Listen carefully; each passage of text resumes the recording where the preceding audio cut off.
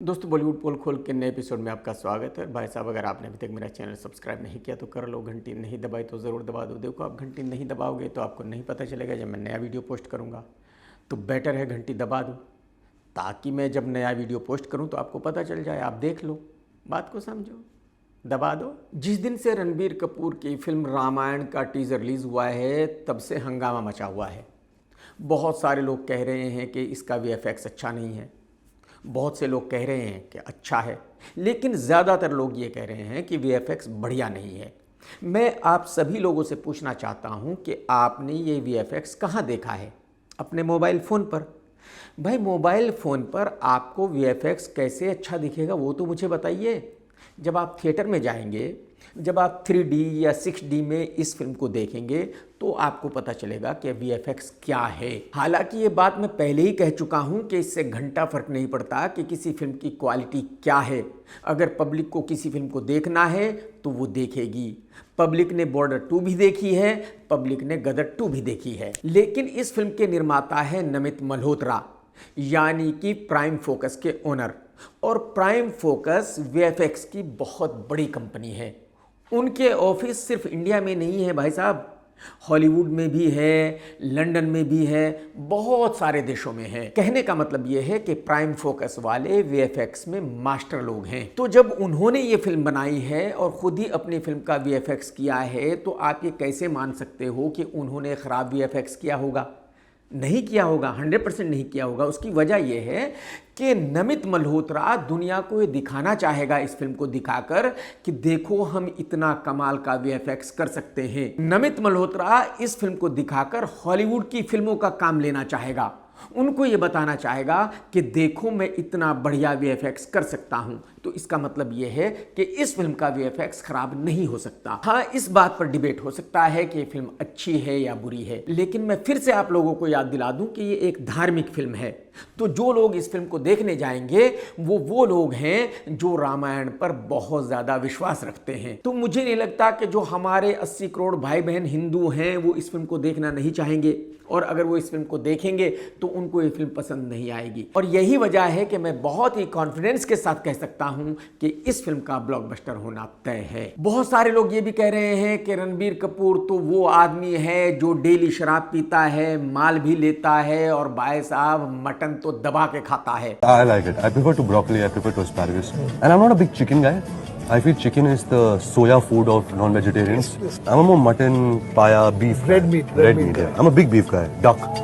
देखिए, रणबीर अपनी personal life में क्या करता है क्या नहीं करता, इसका फिल्म से कतई कोई लेना देना नहीं है। वो फिल्म में भगवान राम जी का रोल अदा कर रहा है और लोगों ने उसको उसी नजर से देखना है। तो रणबीर असली जिंदगी में क्या है, क्या खाता है, क्या पहनता है, इससे रामायण के बॉक्स ऑफिस को कोई फर्क नहीं पड़ने वाला। अक्षय कुमार की फिल्म रिलीज होने वाली है भूत बंगला। ये फिल्म 10 अप्रैल को रिलीज हो रही थी, लेकिन अब नहीं हो रही है। अब इस फिल्म को एक हफ्ते के बाद रिलीज किया जा रहा है। उसकी वजह यह है, एकता कपूर को यह लगता है, जो इस फिल्म की निर्माता है, कि धुरंधर 2 अभी भी बहुत ही कमाल का बिजनेस कर रही है और उसके मुकाबले में अगर ये फिल्म रिलीज होगी तो ये बढ़िया बिजनेस नहीं करेगी। इस फिल्म के डिस्ट्रीब्यूटर है जयंती लाल गाढ़ा साहब, और जयंती जी इस फिल्म को 10 अप्रैल को ही रिलीज करना चाहते थे। उसकी वजह यह है कि इस वीक में इस फिल्म को 2 छुट्टियां मिल रही थी, और जो वीक 10 अप्रैल को शुरू होने वाला है उस वीक में धुरंधर 2 किसी भी हाल में 50 करोड़ रुपए से ज्यादा का बिजनेस नहीं कर सकती पूरे वीक में, जबकि एक वीक की कैपेसिटी है 500 to 600 करोड़। और धुरंधर 2 को रिलीज होकर इतना ज्यादा वक्त हो गया है कि भूत बंगला को सभी स्क्रीन मिलने वाले थे, यानी कि जितने थिएटर्स में एकता इस फिल्म को रिलीज करना चाहती है उससे ज्यादा ही थिएटर्स मिलने वाले थे। लेकिन एकता ने जयंती जी की बात नहीं मानी और कहा कि नहीं, मैं 10 अप्रैल को अपनी फिल्म रिलीज नहीं करूंगी, मेरी फिल्म फ्लॉप हो जाएगी। इसका मतलब यह है कि एकता को अपनी फिल्म पर भरोसा नहीं है। इसका मतलब यह है कि इस फिल्म को आप कभी भी रिलीज कीजिए, इसका फ्लॉप होना तय है। क्योंकि अगर यह फिल्म 10 अप्रैल को रिलीज होती तो धुरंधर 2 का कोई भी इफेक्ट इस फिल्म पर नहीं होता। धुरंधर 2 किसी भी तरह से इस फिल्म को नहीं रोक सकती थी। और यह बात सिर्फ मैं नहीं कह रहा हूं, अक्की भी जानता है, फिल्म का डिस्ट्रीब्यूटर भी जानता है और पूरा बॉलीवुड भी इस बात को अच्छी तरह समझता है कि एकता कपूर को फिल्मों के बारे में बिल्कुल कतई कोई अता पता नहीं है। एकता की 20 फिल्मों में से एक फिल्म कभी चल जाती है, वो भी तुक्के से। लेकिन क्योंकि फिल्म की निर्माता एकता है तो जाहिर सी बात है वही डिसाइड करेगी कि क्या सही है क्या गलत है। और यही वजह है कि ये फिल्म 10 अप्रैल को रिलीज ना होकर एक हफ्ते के बाद रिलीज हो रही है, लेकिन इसका फ्लॉप होना तय है, गारंटी है, लिख करके दे सकता हूं। अक्की से जब एक पत्रकार ने पूछा कि आप नए निर्माताओं के साथ क्यों काम करते हो, आप पुराने निर्माताओं के साथ क्यों काम नहीं करते हो, आप नई लड़कियों के साथ काम क्यों करते हो, आप पुरानी लड़कियों के साथ काम क्यों नहीं करते हो, तो अक्की ने बड़े ही हौसले के साथ, सच्चाई के साथ सही जवाब दिया कि भाई जो पुराने लोग हैं वो मेरे साथ काम नहीं करना चाहते। चाहूंगी आप एक ऐसे एक्टर हैं जिन्होंने सबसे ज्यादा नए निर्देशकों के साथ में काम किया है, नई एक्ट्रेस के साथ में काम किया है। तो कैसे, मतलब बहुत बार हम देखते हैं कि बहुत एक्टर है ना, बहुत एक सिक्योर में जाना चाहते हैं, जमे जमाए उसमें, लेकिन आप हमेशा नए लोगों को मौका देते हैं क्योंकि पुराने वाले करना नहीं चाहते। लेकिन फिर फौरन ही बदल गया और कहा नहीं नहीं ऐसी बात नहीं है, एक्चुअली मैं जानबूझकर ऐसा करता हूं। बिल्कुल नहीं भाई साहब, अक्की भाई जो आपने स्टार्टिंग में बोला था वो बिल्कुल सच बोला था। पुराने लोग तो आपके साथ काम नहीं करना चाहते, आपको पता ही है।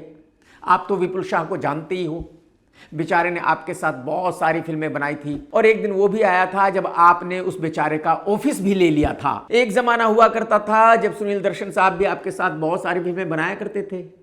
आज वो बेचारा घर पर बैठा हुआ है, आप उसकी फिल्म नहीं करते हो क्योंकि आपको भी पता है कि आज उसके पास पैसे नहीं देने के लिए। और अक्की भाई अगर आपको याद हो तो आप ऑन कैमरा कपिल के शो पर यह बात कह चुके हो कि आपका दिल चाहता है कि आप निर्माताओं के बच्चों को भी खा जाएं, आप निर्माताओं को लूट ले। तो हकीकत यह है कि जिन निर्माताओं के साथ आप काम करते हो उनको ऐसा लूट लेते हो कि वो फिर आगे चलकर आपके साथ काम नहीं करना चाहते। हाँ, लड़कियों के साथ ये रूल अप्लाई नहीं होता, लड़कियों के साथ अलग वजह है। पुरानी लड़कियों के साथ काम ना करने की वजह यह है कि आप किसी भी लड़की के साथ 3-4 फिल्मों से ज्यादा नहीं कर सकते, या तो आप खुद ही नहीं करना चाहते हो, और अगर करना चाहते हो तो फिर भाभी आपसे पूछने लगती है कि भाई इसके साथ बार बार फिल्म क्यों कर रहे हो। आप तो जानते ही हो क्या क्या तिकड़म लड़ानी पड़ती है आपको भाई साहब। तो हकीकत ये है भाई साहब कि आपको पैसे भी कमाने हैं, घर को भी संभालना है, घर को भी चलाना है, और सब चीजों को मेंटेन करके आप फिल्में करते हो। तो आपके उस दायरे में जो निर्माता निर्देशक आते हैं, जो लड़कियां आती है, उन्हीं के साथ आप काम करते हो। हकीकत ये है, गलत तो नहीं कह रहा हूं। धुरंधर 2 के निर्माताओं ने डिक्लेयर कर दिया है कि भाई उनकी फिल्म ने 1000 करोड़ रुपए का तकरीबन बिजनेस कर लिया है इंडिया में। वो ग्रॉस कह रहे हैं, खैर वो खुद ही ग्रॉस कह रहे हैं। तो ग्रॉस कहने का मतलब ये है कि आपको 18% कम करना पड़ेगा, यानी कि 200 करोड़ रुपए कम करना पड़ेगा, यानी कि जो नेट हुआ वो 800 हुआ। इस 800 करोड़ से ही शेयर मिलेगा निर्माताओं को। लेकिन कमाल ये है कि ये भी रियल बिजनेस नहीं है। हकीकत यह है कि इस फिल्म ने बिजनेस किया है तकरीबन 600 करोड़ का। जो 800 करोड़ बताया जा रहा है वो भी बढ़ा चढ़ाकर बताया जा रहा है, तकरीबन 200 करोड़ रुपए बढ़ाकर बताया जा रहा है। लेकिन बॉलीवुड का यह चलन है कि इससे घंटा फर्क नहीं पड़ता कि कितना बढ़ाया गया है, कितना घटाया गया है। जो बिजनेस निर्माता बताता है उसी बिजनेस को ऑफिशियल माना जाता है। तो अगर जियो ये कह रहा है कि भाई उनकी फिल्म ने 1000 करोड़ रुपए से ज्यादा का बिजनेस कर लिया है, तो ऑफिशियल यही बिजनेस रहेगा। इन द फ्यूचर किसी और फिल्म से जब इस फिल्म के बिजनेस को कंपेयर किया जाएगा तो 1000 करोड़ ही माना जाएगा। हाँ, ये अलग बात है कि फ्यूचर में जिस फिल्म के बिजनेस से इस फिल्म को कंपेयर किया जाएगा उस फिल्म का निर्माता भी कम से कम 200-300 करोड़ रुपए बढ़ाएगा, वो भी रियल बिजनेस तो नहीं देगा, क्योंकि ये चलन है बॉलीवुड का और ये सबके लिए है। वरुण धवन अपने कैरियर में आज तक 11 सुपर डुपर फ्लॉप फिल्में दे चुका है और अब वरुण धवन की 12वीं फिल्म आ रही है जिसका नाम है ये जवानी है तो इश्क होना है। मैं कई बार वरुण भाई से ये बात पूछ चुका हूं कि भाई साहब आपके ऊपर जवानी कभी आई ही नहीं, तो जब जवानी ही नहीं आई तो इश्क कैसे होगा। आपको पता है आपके छोटे छोटे हाथ हैं, छोटे छोटे पैर हैं, आपकी हाइट है 2.5 फीट 3 इंच, तो जवानी कैसे आएगी। तो मुझे ये बताइए कि आपने ये रोल अदा करने के लिए हामी क्यों भरी, आपने इस फिल्म को करने के लिए हामी क्यों भरी। ओहो, मुझे अभी याद आया, हाँ, ये फिल्म तो आपने फादर के लिए की है, टिप्स वालों को मामा बनाया है। आपके फादर ने इस फिल्म के डायरेक्शन के लिए 20 करोड़ रुपए लिए हैं टिप्स वालों से। कितने 20 करोड़ रुपए बताओ, लूट लिया बेचारों को। और कमाल यह है कि अब कोई भी ऐसा डिस्ट्रीब्यूटर नहीं है जो इस फिल्म को खरीदना चाहता हो। रद्दी के भाव में भी कोई खरीदने के लिए तैयार नहीं है। यही वजह है कि टिप्स वालों ने, जिन्होंने इस फिल्म को बनाया है, वो खुद ही इस फिल्म को रिलीज कर रहे हैं। यानी कि पहले तो इस फिल्म को बनाने पर 125 CR खर्च किए, 25 CR खर्च करेंगे पीएनए के लिए। और भाई साहब, इस फिल्म की पूरी रिकवरी क्या होगी? रिकवरी मैक्सिमम हो जाएगी 75 CR, यानी कि टिप्स वालों के कम से कम 75 CR डूबने ही डूबने हैं। लेकिन कमाल यह है कि इसके बावजूद भी कि वरुण धवन लाइन से फ्लॉप देता आ रहा है, एक के बाद दूसरी फ्लॉप दे रहा है। सबको पता है कि वरुण की फिल्म नहीं चलती, सबको पता है कि पब्लिक को वरुण की कोई फिल्म नहीं देखनी है, ये जबरदस्ती का हीरो है, थोपा हुआ हीरो है। इसके बावजूद भी निर्माता इसके साथ फिल्में बनाते जा रहे हैं। उम्मीद करता हूं कि लाइन से फ्लॉप होने वाली वरुण धवन की इस 12वीं फिल्म के बाद कोई भी निर्माता इस भाई के साथ फिल्म नहीं बनाएगा। और वरुण भाई ने खुद ही कह दिया है कि अब ये संन्यास ले रहा है कुछ वक्त के लिए, अब ये फिल्में नहीं करेगा। और पब्लिक हाथ जोड़ रही है और कह रही है कि भाई साहब, इस संन्यास को कंटिन्यू रखिए, कभी भी वापसी मत आइए, फिल्म मत बनाइए, हमें माफ कर दीजिए भाई साहब। ये तो आप सभी जानते हैं कि अनुराग कश्यप कितना वाहियात किस्म का डायरेक्टर है। इस भाई की फिल्मों में सिर्फ 3-4 चीजें ही होती है: शराब पीना, लेना, करना। इनके अलावा इसकी किसी भी फिल्म में कुछ नहीं होता। इससे आप अंदाजा लगा सकते हैं कि किस तरह का क्रिमिनल माइंडेड इंसान है। किसी जमाने में इसने एक वाहियात फिल्म बनाई थी जिसका नाम था देवडी। बहुत ही वाहियात किस्म की फिल्म थी भाई साहब, लेकिन उस वक्त में इस फिल्म ने तकरीबन वो पैसे रिकवर कर लिए थे जो इस फिल्म को बनाने पर खर्च हुए थे। और क्योंकि अनुराग कश्यप के कैरियर में पहली दफा किसी फिल्म ने अपने बजट को रिकवर किया था, तो अनुराग ने इस फिल्म को ब्लॉकबस्टर मान लिया था और आज भी मानता है। यही वजह है कि अब अनुराग इस फिल्म को री रिलीज कर रहा है, फिर से रिलीज कर रहा है। आप मुझे बताओ, इतनी वाहियात फिल्म, इतनी घटिया फिल्म, जिसको उस वक्त लोग देखने नहीं गए थे जब ये रिलीज हुई थी, तो अब इस फिल्म को लोग देखने क्यों जाएंगे? मतलब आप अंदाजा लगाइए कि जो बॉलीवुड के लोग हैं ये अपने आप को कितना बड़ा तीस मारखा समझते हैं, ये अपने आप को कितना बड़ा जीनियस मानते हैं। कश्यप साहब, मैं आपको ये बता दूं कि जो आपका पड़ोसी है ना, जो आपका नाई धोबी कसाई हलवाई है ना, जो आपका ड्राइवर है ना, जो सिक्योरिटी गार्ड है ना, जो आपके घर में कुक है ना, उनको भी आपकी फिल्म नहीं देखनी है। पब्लिक की तो बात ही छोड़ दीजिए, तो पैसे बर्बाद मत कीजिए। इस फिल्म को रिलीज होने से कुछ नहीं होने वाला। अक्की की फिल्म आने वाली है जिसमें राजपाल भी है, परेश रावल भी है। ये सभी लोग एक फंक्शन के लिए एक साथ जमा थे। वहां अक्की ने मजाक में राजपाल से कह दिया कि भाई बैठ जा, नहीं तो पेल दूंगा। बैठ, मैं कह रहा हूं बैठ जा, खाम पेल दूंगा, बैठ जा। और इस बात को लेकर पब्लिक ने हंगामा मचाया हुआ है, मीडिया वालों ने भी हंगामा मचाया हुआ है कि अक्की ने तो राजपाल को ये कहा है कि पेल दूंगा। अरे भाई साहब, वो इतने जमाने से साथ में काम करते आ रहे हैं, उसने मजाक में उसको कह दिया कि पेल दूंगा, बैठ जा, तो ये कोई बहुत बड़ी बात है? अरे यार, जब वो लोग दोनों साथ में होते हैं, फिल्म की शूटिंग कर रहे होते हैं, तो उस वक्त में इससे भी कहीं ज्यादा कुछ बोल देते हैं एक दूसरे को। इसका मतलब ये नहीं है कि वो सीरियस है, वो सिर्फ मजाक था और आप उसको मजाक में ही लीजिए। ऐसा मत समझिए कि भाई अक्की ये समझ रहा है कि वो बहुत बड़ा सुपरस्टार है और उसने राजपाल को कह दिया कि मैं तुझे पेल दूंगा। अक्की वैसे ही ऐसी चीज़ों से बहुत दूर रहता है। अक्की कभी भी किसी कंट्रोवर्सी में नहीं पड़ता। अक्की इस बात को बिल्कुल पसंद नहीं करता कि उसके नाम के साथ कोई भी कंट्रोवर्सी हो। ये मैं पर्सनली आपको बता रहा हूं। बॉलीवुड में एक भूला बिसरा एक्टर है जिसका नाम है सोनू सूद। किसी जमाने में ये विलन का काम किया करता था, फिर इसने कहा कि मैं पब्लिक की हेल्प कर रहा हूं, मैं धर्मात्मा बन गया हूं, मैं देवता बन गया हूं, तो अब हिंदुस्तान का बच्चा बच्चा मेरी फिल्म देखने आएगा, तो मैं तो हीरो बन चुका हूं। फिर इस भाई ने एक फिल्म बनाई, खुद ही डायरेक्टर था, खुद ही निर्माता था, खुद ही राइटर था, खुद ही एक्टर था, सब कुछ ये खुद ही था। फिल्म 12 बजे लगी, 3 बजे उतर गई, कुत्ता भी देखने नहीं गया। इसका कैरियर हमेशा के लिए खत्म हो गया, ना विलन रहा ना हीरो रहा।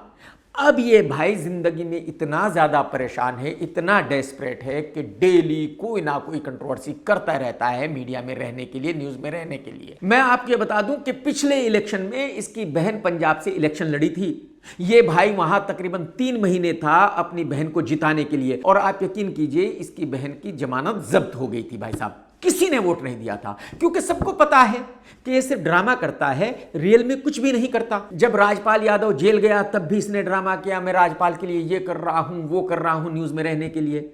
अब कुछ नया कारनामा कर रहा है, अब कह रहा है मैंने पंजाब में इतने घर बना दिए, उतने घर बना दिए, मैंने गरीबों को दे दिए। मैं आपको बता दूं, ये वो आदमी है, किसी को अपना बुखार भी ये नहीं देता। हेल्प करना तो बहुत दूर की बात है। और मैं ये बात अपने पर्सनल एक्सपीरियंस के साथ आपको बता रहा हूं। एक्चुअली हुआ क्या था, दुबई में एक इंजीनियर था जिसका कुछ ब्रेन डैमेज हो गया था और वो बेचारा वेंटिलेटर पे था।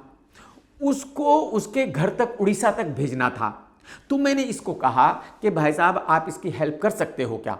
हम इसको दुबई से मुंबई भेजेंगे, वहां किसी हॉस्पिटल में 2-3 दिन रखेंगे, उसके बाद इसको उड़ीसा उसके घर भेज देंगे। तो पता है भाई साहब इसने क्या कहा? इसने कहा कि देखो भाई, मैं अपनी जेब से कुछ खर्च करके तो हेल्प करूंगा नहीं, ना मैं किसी की करता हूं।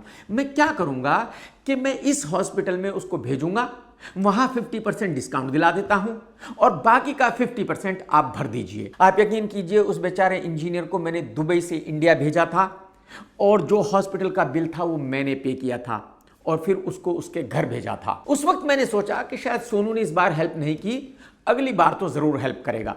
फिर बनारस से एक बंदे का मुझे कॉल आया, उस बेचारे को मुंह का कैंसर था, शर्मा था वो, उसका ऑपरेशन होना था, पैसे खर्च होने थे। और जब मैंने सोनू से कहा कि भाई साहब इसका ऑपरेशन करा दीजिए, तो सोनू ने कहा कि भाई अपनी जेब से मैं कुछ खर्चा नहीं करूंगा, मैं पैसे नहीं दूंगा भाई साहब। हाँ, मैं ये करूंगा कि मैं किसी डॉक्टर से बात करता हूं, वहां पर मैं आपको डिस्काउंट दिला देता हूं 50 to 60% और बाकी का पैसा आप भर दीजिए। मैंने बोला ठीक है सोनू भाई, यही कर लीजिए। इससे वो भी नहीं हुआ भाई साहब, किसी डॉक्टर को मैंने खुद अरेंज किया, उस आदमी का बिल मैंने भरा और तब उसका ऑपरेशन कराया। इस भाई ने वो ऑपरेशन कराने से भी मना कर दिया। तो मैं अपने पर्सनल एक्सपीरियंस के साथ कह रहा हूं आपको कि ये आदमी किसी की हेल्प नहीं करता अपनी जेब से पैसा खर्चा करके। ये आदमी क्या करता है कि कहीं डिस्काउंट लेता है और उस डिस्काउंट को बताता है कि देखो ये मेरी हेल्प है। तो कहने का मतलब यह है कि ये सिर्फ और सिर्फ पब्लिसिटी के लिए ये ड्रामा करता है। हकीकत में ये इंसान किसी की कोई हेल्प नहीं करता। वरुण भाई की फिल्म आने वाली है, वो अपनी फिल्म को प्रमोट करता घूम रहा है और इसी वजह से वो कपिल के शो पे गया और कपिल के शो पर जाकर उसने ऋतिक का मजाक बनाया। बैठे और ऋतिक रोशन आए, big tall guy like that, full hey aunty and dad was there and he called Uncle David. I think you got my phone. ये पहली बार नहीं है जब कोई बॉलीवुड वाला ऋतिक का मजाक बना रहा था। ऋतिक का मजाक आलिया भी बना चुकी है ऑन कैमरा, रणवीर सिंह भी बना चुका है ऑन कैमरा। बॉलीवुड के बहुत सारे लोग हैं जो ऋतिक रोशन का मजाक बना चुके हैं ऑन कैमरा। इसकी वजह यह है कि जो बॉलीवुड के लोग हैं वो ऋतिक की बिल्कुल भी कोई इज्जत नहीं करते। वो ऋतिक को गया गुजरा मानते हैं। वो ऐसा मानते हैं कि ये आदमी अकल से पैदल है, इसकी कोई इज्जत नहीं है।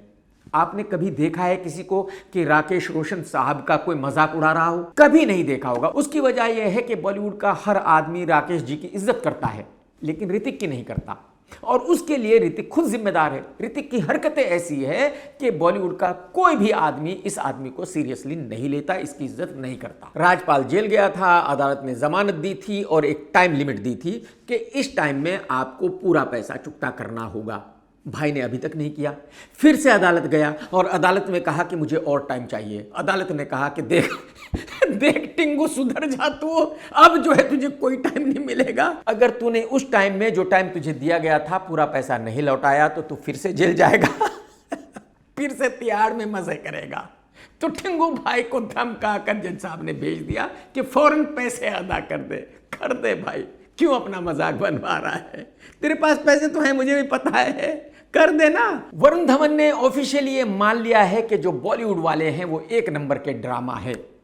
वो ऐसी ऐसी बातें करते हैं जिनका उनसे कोई लेना देना नहीं है। वरुण ने ऑफिशियली ऑन कैमरा कहा कि पहले तो बॉलीवुड वालों को किसी को कुछ आता नहीं है और इसके बाद ये अपने आप को जीनियस मानते हैं। इसके बाद ये ऐसा दिखाते हैं कि इनको सब कुछ आता है। देख लो आप क्या कहा। Film people we are like so much into ourselves, like अरे यार ये तुम्हारा इमेज, तुम्हारा ये फलाना ढिंकाना, सब अपने आप, किसी को कुछ आता तो है नहीं पहली बार, but everyone is taking themselves so serious. Varun भाई ने शायद जिंदगी में पहली दफा सच बोला है और पहली दफा सच कहा है कि बॉलीवुड की ये हालत है। वाकई बॉलीवुड का ऐसा ही है, किसी को कुछ अता पता नहीं है, हर आदमी चूतिया तुक्का मार रहा है। 20 फिल्मों में से कोई एक फिल्म हिट हो जाती है, अपने आप को जीनियस मान लेते हैं। ये तो आप जानते हैं कि शाहिद कपूर की आखिरी हिट फिल्म थी कबीर सिंह।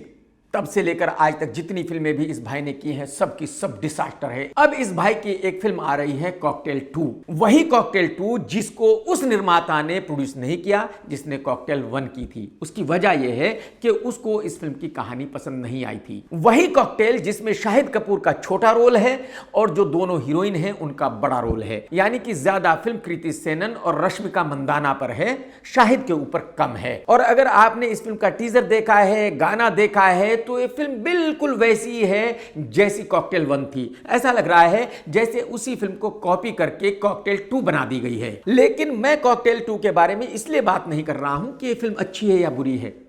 मैं आपको ये बताना चाह रहा हूं कि शाहिद कपूर बहुत ही नाराज है निर्माता निर्देशक से। शाहिद कपूर का कहना यह है कि कॉकटेल 2 का हीरो मैं हूं और मैं बॉलीवुड का बहुत बड़ा स्टार हूं, तो अगर मेरा रोल लड़कियों से छोटा है तो मैं इस फिल्म में क्यों हूं, मुझे इस फिल्म में नहीं होना चाहिए था। शाहिद भाई, हकीकत यह है कि अगर आपको ये छोटा रोल भी मिला है तो बहुत बड़ी बात है। हकीकत तो यह है कि बॉलीवुड में किसी को भी आपके साथ फिल्म नहीं करनी चाहिए, क्योंकि आपको पता है कि पिछले 8 साल में जितनी फिल्में आपने की हैं सबकी सब डिसास्टर हैं। आपकी गली का कुत्ता भी आपकी फिल्म देखना नहीं चाहता। आपकी हर फिल्म फ्लॉप होती है, इसके बावजूद भी आपने कभी नहीं माना कि आपकी कोई फिल्म फ्लॉप हुई है। इसके बावजूद भी आपने कभी नहीं माना कि आप स्टार नहीं हो, लोग आपको पसंद नहीं करते हैं। तो मैं पर्सनली ऐसा मानता हूं कि आपको तो खुश होना चाहिए कि आपको एक फिल्म मिली है, उसमें आपका छोटा रोल है या बड़ा रोल है। हाँ, ये बात मैं मानता हूं, जो आप समझ रहे हो वही होगा, फिल्म तो डिसास्टर ही होगी, क्योंकि आपकी तो कुव्वत ही यह है भाई साहब, आपकी नियत ही यही है। तो आपकी नियत के साथ ही आपकी फिल्में बनती हैं और फ्लॉप हो जाती हैं, बात ही खत्म हो गई। धर्मा की एक नई फिल्म आ रही है जिसका नाम है चांद मेरा दिल। नाम से ही पता चल रहा है कि ये एक लव स्टोरी है। इस फिल्म का टीजर रिलीज कर दिया गया है। टीजर मैंने भी देखा है और टीजर में एक्ट्रेस और एक्टर दोनों ही बढ़िया लग रहे हैं। हीरोइन है अनन्या पांडे, हीरो है लक्ष्या। इस फिल्म का टीजर देखने से बिल्कुल क्लियरली पता चल जाता है कि ये एक लव स्टोरी है और एक ऐसी लव स्टोरी है जिसमें रूठना मनाना सब कुछ है। इस फिल्म का जो टाइटल सॉन्ग है वो मुझे बहुत अच्छा लगा और मुझे ऐसा लगता है कि ये गाना बहुत बड़ा हिट होने वाला है। इस गाने को उसी ने गाया है जिसने फिल्म सैयारा का गाना गाया था। टीजर देखने से यह भी पता चलता है कि अनन्या और लक्ष्या दोनों ने ही बढ़िया एक्टिंग की है, अपने रोल को अच्छे से निभाया है। और ये भी आप सभी जानते हैं कि आज की तारीख में जो यंग बच्चे हैं वो लव स्टोरी देखना पसंद करते हैं। तो मुझे ऐसा लगता है कि ये फिल्म बिल्कुल सही वक्त पर आ रही है और इस फिल्म के चलने के बहुत ज्यादा चांसेस हैं। एक फिल्म अवार्ड्स नाइट में फिर से कुछ ऐसा कंट्रोवर्शियल हो गया जिसको लेकर बातें हो रही हैं। इस अवार्ड्स नाइट को होस्ट किया था सौरभ ने, जो एक पत्रकार है, और कोई जाकिर खान है उसने। जब राज्यपाल से कुछ पूछा गया तो राज्यपाल ने कहा कि भाई डॉलर रुपया ऊपर नीचे हो रहा है, बस उसी बारे में सोच रहा हूँ, शांति शांति कर रहा हूँ। तो सौरभ ने राज्यपाल का मजाक उड़ाते हुए कहा कि भाई साहब डॉलर ऊपर हो नीचे हो इससे कोई फर्क नहीं पड़ता, जितने पैसे आपने उधार लिए हुए हैं लौटाने तो उतने ही हैं। रुपया डॉलर सब ऊपर नीचे हो रहा है, कुछ समझ में नहीं आ रहा है, बस बैठा बैठा शांति शांति यही कर रहा हूँ। राजपाल भाई, डॉलर रुपया कितना भी ऊपर नीचे हो आपको उतने ही पैसे लौटाने पड़ेंगे जितने उधार हैं। ये बात कुछ लोगों को अच्छी लगी, कुछ लोगों को बुरा लगा कि सौरभ ने राज्यपाल का ऐसे मजाक नहीं उड़ाना चाहिए था। लेकिन इसके बाद राज्यपाल ने एक वीडियो रिलीज किया और उसमें कहा कि सौरभ ने जो भी कहा है उससे उसको बिल्कुल बुरा नहीं लगा। सौरभ उसका भाई है, किसी को भी सौरभ को बुरा भला नहीं कहना चाहिए। और प्लीज प्लीज सौरभ के को व्यर्थ में सौरभ की निंदा करके या उल्टी सीधी लाइनें लेके सौरभ का दिल मत दुखाइए। सौरभ का दिल दुखाना मतलब मेरा दिल दुखाना है। राजपाल भाई, हम सौरभ को बुरा भला क्यों कहेंगे? उसने आपकी रेल बनाई है, आपको पेला है, हमें क्या फर्क पड़ता है? हम तो कहते हैं कि आप उसको कहिए कि ऑन कैमरा आपकी मां बहन करे, आपको भर भर कर गालियां दे। अगर उसके कुछ कहने से आपको कोई ऐतराज नहीं है तो भाई साहब हमें ऐतराज क्यों होगा? हम कौन होते हैं? हमें तो घंटा फर्क नहीं पड़ता। आपकी रेल कोई भी बनाए, आपकी मां बहन कोई भी करे। और जैसे कि मैंने बताया कि सौरभ के साथ जाकिर खान भी था, और बहुत लोग मुझसे ये कह रहे हैं कि भाई साहब आप सौरभ के बारे में तो बात कर रहे हो, जाकिर के बारे में बात नहीं कर रहे हो। बताओ साला, किस गोले पे मैं आ गया हूं? ऊपर वाले ने किस गोले पे भेज दिया, जहां ऐसे सड़े हुए आदमी के बारे में भी मुझे बात करनी चाहिए। आप में से बहुत लोग मुझे जानते हैं कि मैं ऐसे सड़े हुए लोगों के बारे में बात नहीं करता। ये जो अपने आप को खान कहता है, ये खान के नाम पर धब्बा है। इसने हमारे नाम को बर्बाद कर दिया है। खान ऐसे सड़े हुए नहीं होते जैसा सड़ा हुआ ये है। इसकी शक्ल पर मैं सही से देख भी नहीं पाता, इसके बारे में बात करना तो बहुत दूर की बात है। जो लोग ऐसे सड़े हुए आदमी को भी खान कहते हैं उनको शर्म आनी चाहिए, और जो लोग इसके बारे में बात करते हैं उनको तो बहुत ज्यादा शर्म आनी चाहिए। और मैं इस भाई से हाथ जोड़कर रिक्वेस्ट करता हूं कि ये जो तेरी सड़ी हुई शक्ल है इसको किसी गुफा में ले जाकर बंद कर दे, मत किसी के सामने आ। खानों का नाम बर्बाद मत कर, क्योंकि हकीकत यही है कि खान तेरे जैसे सड़े हुए नहीं होते, ऐसी शक्ल खानों की नहीं होती। इसका नाम जाकिर खान नहीं बल्कि जाकिर बदबूदार होना चाहिए। अल्लू अर्जुन की नई फिल्म आने वाली है जिसका नाम रखा गया है राका, और इसका डायरेक्टर कौन है? एटली। वही एटली जो अपनी जिंदगी में आज तक कोई एक सीन भी ओरिजिनल शूट नहीं कर पाया। यह डायरेक्टर जिसका नाम एटली है, ये एक नंबर का कॉपी मास्टर है। ये हर सीन अपनी फिल्म का किसी ना किसी फिल्म से कॉपी करता है। कोई भी फिल्म ये कॉपी करके ही बनाता है, बिना कॉपी किए ये किसी फिल्म को बना नहीं सकता। यही वो डायरेक्टर है जिसने फिल्म जवान बनाई थी, एक नंबर की वाहियात फिल्म। फिल्म राका का पोस्टर रिलीज कर दिया गया है, और इस पोस्टर को देखकर पता चलता है कि अल्लू अर्जुन शायद इस फिल्म में कोई ऐसा रोल कर रहा है कि कभी वो इंसान होता है, कभी जानवर होता है। यानी कि अगर इस फिल्म को भेड़िया 3 कहा जाए तो गलत नहीं होगा। मैं हैरान हूं, परेशान हूं ये देखकर कि अल्लू अर्जुन इस कॉपी मास्टर डायरेक्टर के साथ फिल्म करने के लिए राजी हुआ, और फिर अल्लू ने इस फिल्म को किया। मैं आज ही गारंटी के साथ कह सकता हूं कि ये फिल्म भेड़िया 3 डिजास्टर ही होगी। इस फिल्म के चलने के कोई भी चांस नहीं है। वैसे तो मुझे अल्लू अर्जुन की पर्सनालिटी भी पसंद है, उसकी एक्टिंग भी पसंद है, और पुष्पा 2 में बहुत ही कमाल का काम किया था, वो भी मुझे पसंद आया था। लेकिन अब एक पोस्ट से पता चला है कि अल्लू अर्जुन विवेक ओबेरॉय का दोस्त है। और भाई साहब ये देखकर मतलब मैं क्या ही कहूं। विवेक वो आदमी जो महाफ्लॉप, विवेक वो आदमी है जिसको बॉलीवुड का कोई भी एक्टर एक्ट्रेस अपने साथ खड़ा भी नहीं करना चाहता, उसका दोस्त है अल्लू अर्जुन। अल्लू भाई कुछ तो शर्म कीजिए, कुछ तो मर्यादा रखिए, कुछ तो खौफ खाइए। मतलब दोस्ती करने को भी विवेक मिला था। अरे यार, बॉलीवुड में और बहुत बड़े बड़े स्टार्स हैं भाई साहब, थोड़ी तो मर्यादा रखिए। करण जौहर ने एक पॉडकास्ट में बताया कि बॉलीवुड के जितने भी एक्टर हैं वो बिल्कुल एक नंबर के बेशर्म है। वो कोई भी शर्म नहीं दिखाते, भले ही उनको आपने लॉन्च किया हो, इसके बावजूद भी वो आपकी इज्जत नहीं करते। करण ने कहा कि बॉलीवुड में एक ऐसा एक्टर सिर्फ SRK है जो सबकी इज्जत करता है, जो आज भी इंसान है। करण ने कहा कि SRK ने ना ही मेरे फादर से कभी पैसे की बात की थी, और ना ही मुझसे आज तक कभी भी पैसे की बात की। मैं जब भी SRK के पास गया कि भाई मैं ये फिल्म कर रहा हूँ, यहाँ तक कि मुझसे कहानी भी नहीं सुनी, और मुझे कहा कि पेपर भेज दो, जो पैसे आप देना चाहते हो मैं साइन कर दूंगा, दैट्स इट। चाहे आपने उस एक्टर को लॉन्च किया हो या चाहे आपकी गहरी दोस्ती हो, सिवाय आई थिंक शाहरुख खान के, and I feel very strongly about Shah Rukh Khan as a human being, friend, collaborator, भाई, सब कुछ है वो मेरे, मैं उनको भाई बुलाता हूँ। He is the only person who has never talked money with me. He never talked with my father. He never talked with me. He used to just never. He said, whatever you want, you send the paper, I will sign it. तो करण का कहना यह था कि बॉलीवुड में असली राजा सिर्फ SRK है, वो पैसों की बात कभी नहीं करता और वो जिसके साथ उसकी दोस्ती होती है उस दोस्ती को पूरी तरह से निभाता है। और ये बात सिर्फ करण ने नहीं कही, बल्कि बॉलीवुड का हर आदमी यही बात कहता है और ये सच भी है। देश के कई राज्यों में इलेक्शन होने वाले हैं और वहां पर बहुत सारे नेता फिल्मों के बारे में भी बात कर रहे हैं। मोदी जी ने एक इलेक्शन रैली में बताया कि जो धुरंधर 2 आई है उसमें जो कुछ भी दिखाया गया है वो सच है, लेकिन जो अपोजिशन वाले हैं वो कहते हैं कि झूठ है। मोदी जी ने यह भी कहा कि कश्मीर फाइल्स आई थी, उसमें जो कुछ दिखाया गया था वो सब कुछ सच था, लेकिन जो अपोजिशन वाले हैं वो ये कहते हैं कि वो भी झूठ है। कश्मीर फाइल आई तो बोलने लग गए झूठ है, धुरंधर फिल्म आई तो बोलने लगे झूठ है। तो मोदी जी का कहना ऐसा है कि बॉलीवुड वाले जब भी कोई अच्छी फिल्म बनाते हैं जिसमें सच दिखाया जाता है, अपोजिशन वाले उसको झूठ बताते हैं। अब इस डिबेट में तो मैं जाना नहीं चाहूंगा कि वाकई ही जो मोदी जी ने कहा वो सच है या गलत है, लेकिन हाँ मैं मोदी जी से एक बात पूछना चाहता हूं कि सर एक फिल्म बनी थी चांद बुझ गया, वो आपकी कहानी के ऊपर फिल्म बनी थी और कमाल ये है कि उस फिल्म को रिलीज ही नहीं होने दिया गया था तो उसको भी रिलीज होने देते हैं, पब्लिक को देख लेने देते हैं कि क्या सच है क्या झूठ है। खैर सर, मेरा राजनीति से कोई लेना देना नहीं है, आप जो कर रहे हो बहुत अच्छा कर रहे हो और मेरी शुभकामनाएं आपके साथ है। आप इलेक्शन जीतिए और कुर्सी पर बने रहिए। बॉलीवुड के जो एक्टर हैं, हीरोइन हैं, उनको सबसे ज्यादा पागल कौन बनाता है?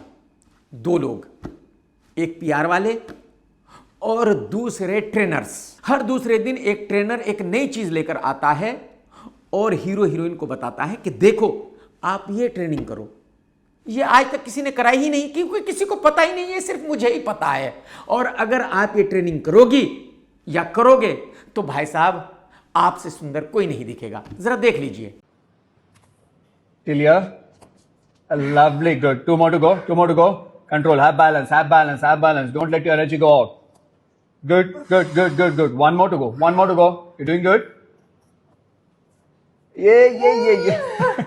मम्मी देख लिया भाई साहब आपने। अब आप मुझे बताइए कि वो ऐसा कौन सा चूतिया आदमी है जो इस तरह की ट्रेनिंग करेगा, इस तरह की एक्सरसाइज करेगा और क्यों करेगा? लेकिन इस ट्रेनर को, इस लड़की को लूटना है, तो ये लूटेगी तब जब ये बताएगा कि ये इससे कुछ ऐसा करा रहा है जो दुनिया में इससे पहले किसी ने नहीं कराया, तभी तो ये इसको ज्यादा पैसे देगी। बस जितने भी ट्रेनर्स हैं उनका यही काम है, एक्टरों को बेवकूफ बनाना, उनको लूटना, उनको हड़ना। और जो पीआर वाले हैं उनका भी यही काम है, वो एक्टर को बताते हैं कि देखो पीआर अगर हमने किया तो आप सुपरस्टार हो, नहीं किया तो आप फ्लॉप हो जाओगे। पीआर हमने किया तो आपकी फिल्म हिट है, नहीं किया तो फ्लॉप हो जाएगी। वो भी इनको ऐसे ही लूटते हैं। कहने का मतलब ये है कि जो बॉलीवुड में एक्टर एक्ट्रेसेस हैं वो एक नंबर के दिमाग से बिल्कुल पैदल लोग हैं, इनको कुछ नहीं पता। अक्की की नई फिल्म रिलीज होने वाली है जिसमें तब्बू भी है। तो एक फंक्शन में अक्की ने बताया कि अक्की तब्बू को 39 ईयर्स से जानता है, 39 साल से जानता है भाई साहब। इसका मतलब क्या हुआ? इसका मतलब यह हुआ कि तब्बू हो गई है तकरीबन 58 साल की, क्योंकि अगर तब्बू 39 साल पहले अक्की की गर्लफ्रेंड थी और वो दोनों साथ में डांस सीखने जाया करते थे तो उस वक्त तब्बू कम से कम 18-19 साल की तो रही होगी। तो इसका मतलब यह है कि अक्की ने यह कंफर्म किया है कि ये औरत पूरी तरह बूढ़ी हो चुकी है। भाई वो हमें भी पता है, आपको बताने की जरूरत नहीं थी। और जब तब्बू ने ये राज खोला कि ये अक्की मुझे बाइक पर घुमाया करता था, बाइक पर पिक किया करता था, तो अक्की ने फौरन ही वो बात काट दी, क्योंकि अक्की को अच्छी तरह पता है कि जो कुछ भी वहां हो रहा है, जो कुछ भी कहा जा रहा है, वो कहीं ना कहीं किसी ना किसी यूट्यूब चैनल पर तो दिखाया जाएगा और मैडम घर में देख ही लेगी कि भाई पुराने पाप आपके खुलते ही रहते हैं। लेकिन कुछ भी कहो कि भाई आप अपनी जिंदगी को फुल ऑन जी रहे हो, जो मजे जिंदगी में आपके हैं वो बहुत ही कम लोगों के हैं। मैं तो कहता हूं पूरे देश में 2-4 लोगों के ही वो मजे हैं जो आपके मजे हैं। भाई साहब मजे लो, ऐश करो भाई आप। अनुराग कश्यप की एक फिल्म रिलीज होने वाली है डाकू। ये पिछले 5-6 साल से बन रही है। बहुत सारे निर्माता आए, पैसे खर्च किए, भाग गए। फाइनली फिल्म कंप्लीट हो गई, रिलीज हो रही है। अब जो फाइनली किसी ने पैसे लगाए हैं वो अमेरिका का है, तो जाहिर सी बात है फिल्म का प्रमोशन किया जा रहा है अमेरिका में, प्रीमियर हो रहा है अमेरिका में। बताया जा रहा है कि फिल्म ने अमेरिका में कितना बिजनेस एडवांस में कर लिया है, जबकि इंडिया में कुत्ते को भी यह फिल्म नहीं देखनी। इंडिया में अनुराग कश्यप के पड़ोसी को भी ये फिल्म नहीं देखनी। इंडिया में पब्लिक को पता ही नहीं है कि ऐसी कोई फिल्म आ रही है, लेकिन इसके बावजूद भी अनुराग कश्यप ने हंगामा मचाया हुआ है कि इसकी ये फिल्म बहुत बड़ी ब्लॉकबस्टर होने वाली है, बहुत ही कमाल की फिल्म है। और फिल्म में दिखाया क्या जाएगा, जो मैं पहले बता चुका हूं। जिस फिल्म से ये आदमी किसी भी तरह जुड़ा हुआ है, उस फिल्म में सिर्फ क्राइम, इसके अलावा कुछ हो ही नहीं सकता। तो जाहिर सी बात है वही इस फिल्म में होगा। और ये मैं गारंटी के साथ कह सकता हूं कि इस फिल्म को कुत्ता भी देखने नहीं जाएगा। इस फिल्म का डिसास्टर होना तय है, गारंटी है। दोस्तों, अगर आज का वीडियो आपने देखा है तो लाइक करना बिल्कुल मत भूलना। कमेंट्स करके जरूर बताना कि आज का वीडियो आपको कैसा लगा। टेक केयर दोस्तों, ta ta bye bye, love you, जय हिंद। सत्यमेव जयते।